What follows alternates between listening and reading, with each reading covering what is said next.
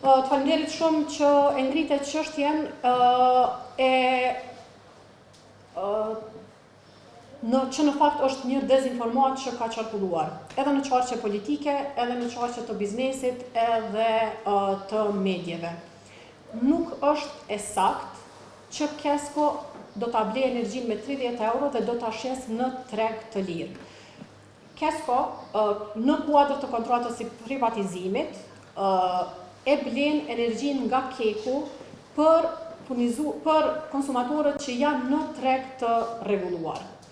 Keku të pricat i shet në treg për të gjithët, dhe të gjithë furnizuesit tregtarët kanë qasje në këtë energji shtesë.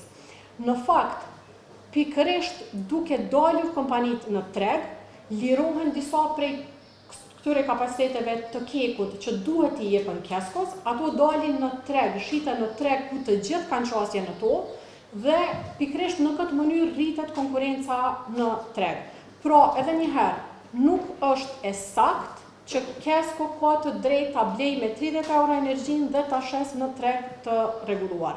Për më shumë informata, nëse keni nevojë rreth kësaj, ju inkurajoj që ta pyesni Kekun, zyrën e rregullatorit të energjisë, sepse konsideroj që ata janë më kompetent dhe konsideroj që për të pasur çfarë do diskutimi publik, objektiv dhe në interes të publikut, duhet të jenë të gjithë të informuar sakt.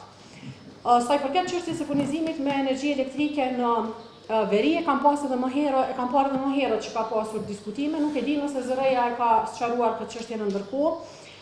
Mirë po, megjithatë vjen mirë që e ngrite edhe këtë çështje, sepse ka nevojë për sqarim, konsideroj.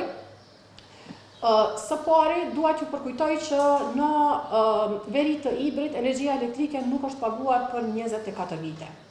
Tani paguhet.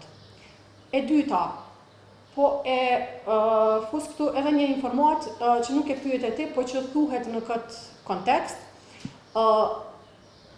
Pyetet se sa është energjia që po e inkason atje kompania furnizuese, duke implikuar dhe duke menduar se pjesën tjetër e paguajnë qytetarët e Republikës së Kosovës. Kjo nuk është çfarë ndodh. Kompania e furnizimit atje e paguan tërë energjinë që e konsumojnë konsumatorët atje, pavarësisht nëse konsumatorët e paguajnë energjinë elektrike apo jo. Pra, fakti është që prej 1 janarit të vitit 2024, qytetarët e Republikës së Kosovës nuk e paguajnë asnjë cent për furnizimin në komunat veriore. Sa i përket çmimit, mënyrës se si formohet çmimi tek furnizuesi atje, dallimi qëndron tek fakti që është vetëm një furnizues që ofron me çmime të rregulluara, që ofron shërbimin universal. Ky furnizues është Kesko. Furnizuesit e tjerë, çmimet e tyre i përcaktojnë në bazë të tregut, po mund të kenë edhe subvencione. Kjo është çështje e tyre.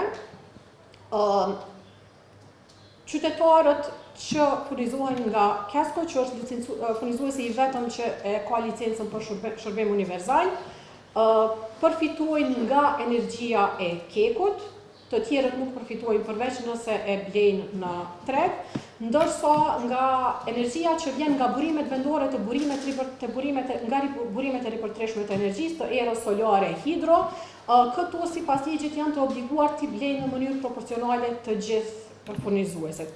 Edhe për këto, ju inkurajoj që për informata detaje më teknike të drejtoheni tek organet, tek zëreja në vend të parë si regulator i tregut.